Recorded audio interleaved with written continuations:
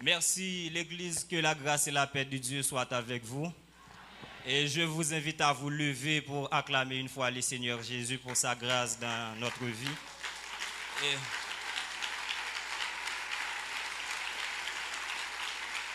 Merci, merci, merci. Et je vous demande de déclarer après moi, du feu Saint-Esprit a brûlé dans l'âme moi. Du feu Saint-Esprit a brûlé dans l'esprit moi. Du feu Saint-Esprit a brûlé dans l'eau moi. Du feu Saint-Esprit a brûlé dans l'entendement moi. Du feu Saint-Esprit a brûlé dans tout être moi. Au nom de Jésus.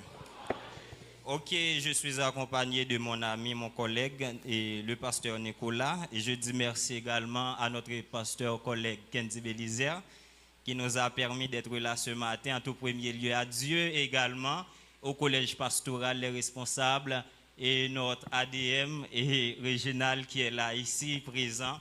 Et également, je tiens à saluer chaleureusement les internautes qui nous suivent en direct. Et ce matin, c'est une grande joie pour moi d'être là. Et parmi vous, je suis reconnaissant pour cette opportunité de faire votre connaissance à travers l'Évangile.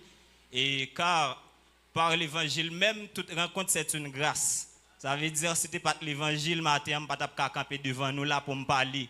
C'est seul bon Dieu qui prend un gène dans le monde là, qui peut mettre le devant le monde pour tendre l'Évangile. Et c'est un plaisir. Eh bien, matin, m'a demandé nous faire camper encore avec moi, puisque la péricope qui concerne ce message a été déjà lue, mais nous allons considérer seulement le verset 10, Daniel 6, le verset 10. Et, ok, et je lis pour vous. Lorsque Daniel sut que les décrets étaient écrits, il se retira dans la maison où les fenêtres de la chambre supérieure étaient ouvertes dans la direction de Jérusalem. Et 3 fois le jour, il se mettait à genoux, il priait et louait son Dieu, comme il le faisait auparavant. C'est un verset puissant, merci beaucoup, rassoyez-vous. C'est un verset puissant tiré de Daniel, chapitre 6, le verset 10. Et vous n'êtes pas sans savoir que Daniel était un homme de prière, il était un jeune garçon comme moi, et c'était un homme qui voulait servir Dieu de tout son être, de tout son cœur.